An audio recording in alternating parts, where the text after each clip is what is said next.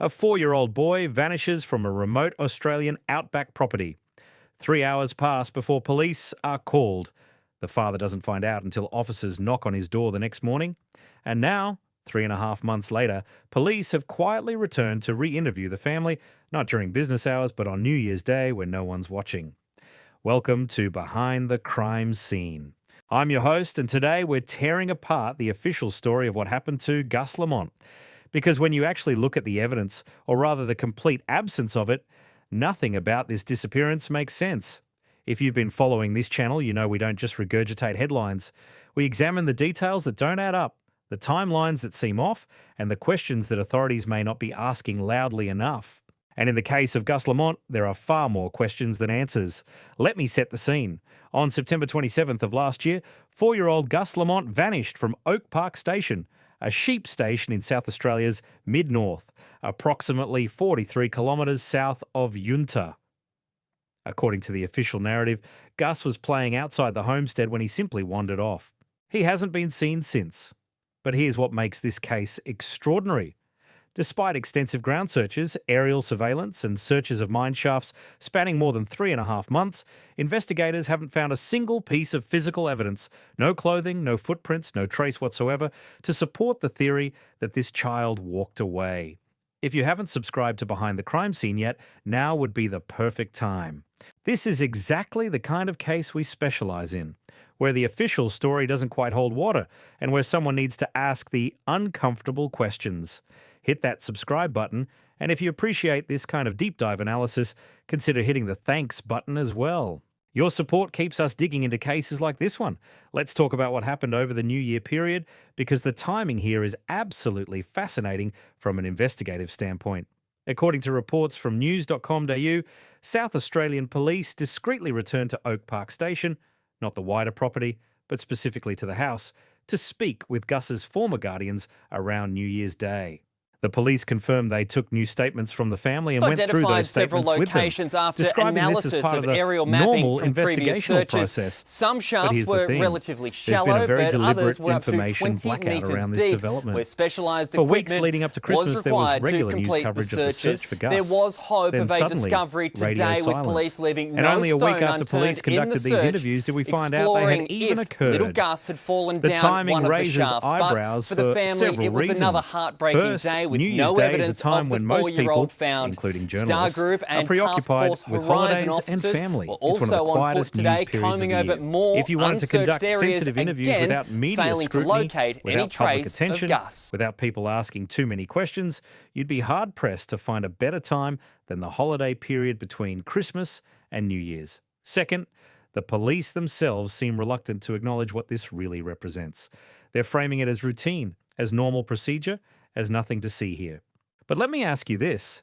Is it normal to return to re-interview witnesses 3.5 months after a child disappears? Is it normal to need to go through statements with the family, as if clarification or correction is needed?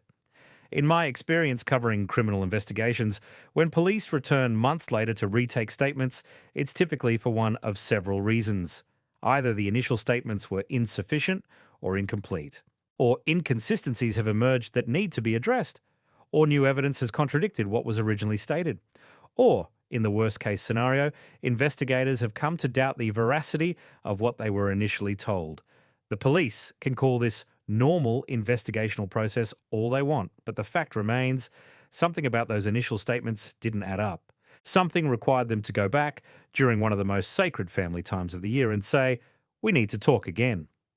Let's examine the central claim in this case, that Gus simply wandered off while playing outside the homestead. On the surface, it's a plausible scenario. Young children are curious. Outback properties are vast.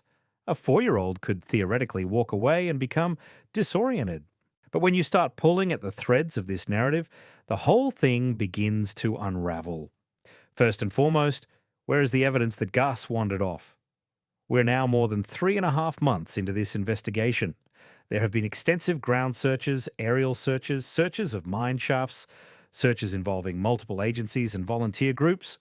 And in all that time, with all those resources, not a single piece of physical evidence has been found to support the theory that this child walked away from the property. no clothing, no footprints leading away from the homestead, no sightings, no trace whatsoever. Now, I understand that the Australian outback is harsh and unforgiving terrain. I understand that evidence can be obscured or destroyed by weather, wildlife, and the sheer vastness of the landscape. But complete absence of evidence after this length of time and this intensity of searching? That's not just unusual. That should be ringing alarm bells. Here's another critical question that apparently needed to be asked during those New Year interviews. When was the last time anyone other than family members actually saw Gus alive? This is what investigators call proof of life, and it's absolutely fundamental to any missing person case. You need to establish beyond any doubt when the missing person was last verifiably alive and where they were. In this case, we need to know. When did someone outside the immediate family, a neighbour, a delivery person, someone from town, anyone, last lay eyes on Gus Lamont? This isn't an accusatory question. It's basic investigative procedure. But the fact that we're 3.5 months in and this question still seems to be under examination is deeply concerning. It suggests that establishing a clear, independent proof of life may be more difficult than it should be. I would also want to see photographic evidence from the days and weeks before Gus disappeared. Not photos from months earlier, but recent images that definitively place Gus at Oak Park Station in the days immediately before September 27th. Do such photos exist? Have they been provided to police? These are questions that should have been answered in the first 48 hours of the investigation, not revisited months later. One of the most bizarre and troubling aspects of this entire case is how Gus's father, Joshua, learned about his son's disappearance.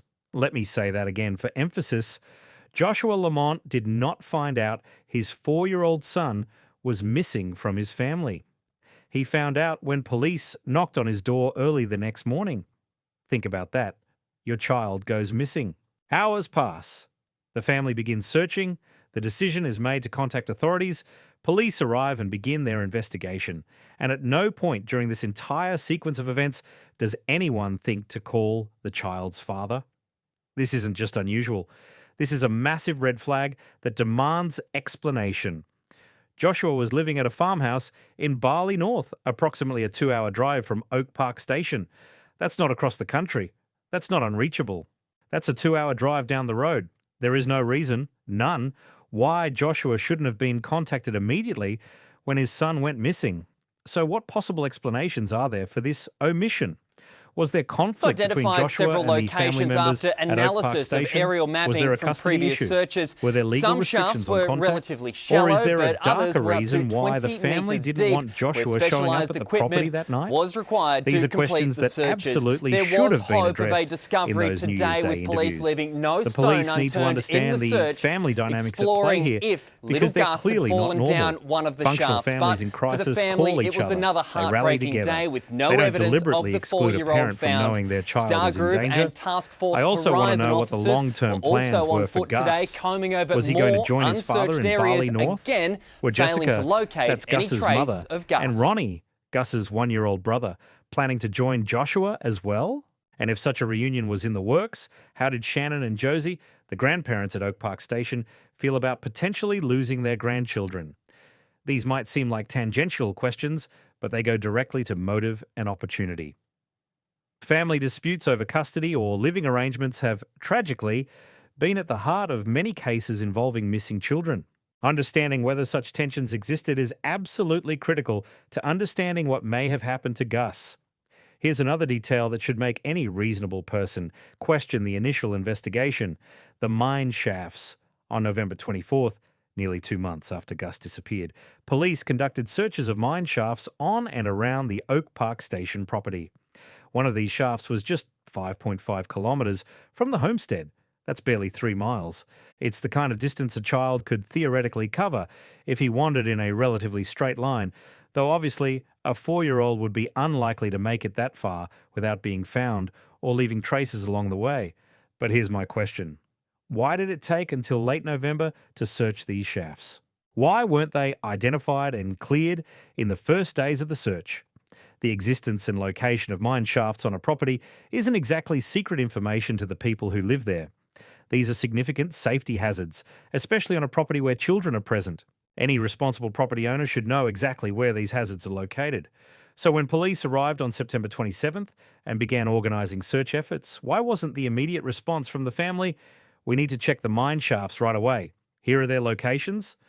The fact that it took investigators months to identify and search these shafts suggests one of two possibilities. Either the family genuinely didn't know where all the mine shafts were located, which raises serious questions about their supervision of a 4-year-old on a property with such hazards, or they did know and didn't immediately volunteer this critical information to searchers. Neither possibility reflects well on the circumstances surrounding Gus's care and disappearance. We need to talk about what happened when a Daily Mail journalist visited the property, because it reveals something important about credibility and truthfulness in this case. According to multiple reports and video evidence, when a journalist from the Daily Mail approached the property to ask questions, Gus's grandmother Josie confronted the journalist with a firearm. The video footage is clear. You can see the weapon, you can hear the aggressive, booming tone of voice. The journalist was absolutely being threatened, and yet Josie later claimed she never brandished or threatened the journalist with a firearm. She claimed she was dealing with a snake on the porch. Even more troubling, police initially seemed to accept and repeat this version of events. Let me be crystal clear. The video evidence contradicts this claim entirely. This wasn't about a snake. This was about an unwelcome journalist being threatened with a weapon. Now, I understand that people in rural Australia often have firearms for legitimate purposes. I understand that the family was under stress and didn't want media intrusion. But you cannot make false statements about your actions when those actions are recorded on video. And law enforcement cannot simply accept those false statements without question. This incident matters because it goes directly to credibility. If someone is willing to lie about something that's provably false, what else might they be lying about? If the first instinct when confronted with an uncomfortable situation is to fabricate a story, how much trust can we place in their account of what happened to Gus? And the fact that police initially seemed to accept the snake explanation without question raises concerns about whether investigators were being appropriately skeptical and thorough in their examination of the family's statements. One of the most glaring gaps in the public narrative involves the immediate response when Gus was discovered to be missing. We know that Shannon, one of the adults caring for Gus, realized he was gone. But what happened next? According to reports, the family searched for approximately 3 hours before contacting police. 3 hours for a missing 4-year-old in the outback. I want to know exactly what happened during those 3 hours, minute by minute. Who did what? Where did they search? How did they coordinate? What decisions were made and why? Remember, Shannon also had responsibility for Ronnie, Gus's 1-year-old brother.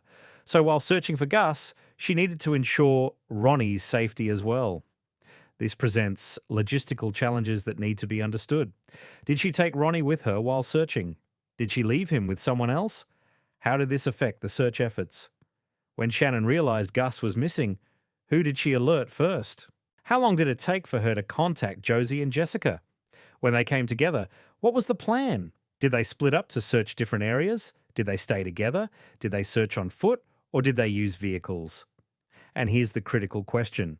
If they believed Gus wandered off and they spent 3 hours searching for him, identified where are the several footprints from locations those after searches? analysis Think of about it aerial logically. mapping from If you're previous searching for a searches. child who Some you believe shafts walked were away from the relatively property, shallow, you're but going to be others walking were up around to looking for 20 signs of metres him. deep, You're going to where be specialised covering equipment ground. And in was doing required so, to you're going to complete the leave your own searches. There was footprints, hope of a especially in the discovery dusty, today, often with soft police ground of the leaving no outback. stone So unturned where are in the they? search, Did investigators exploring document and if photograph little the Gus search had patterns fallen from down that one of initial the 3-hour shafts. effort? But for the Can those family, it patterns was be another distinguished from heartbreaking later day search with efforts no by evidence police of the and 4-year-old volunteers? found.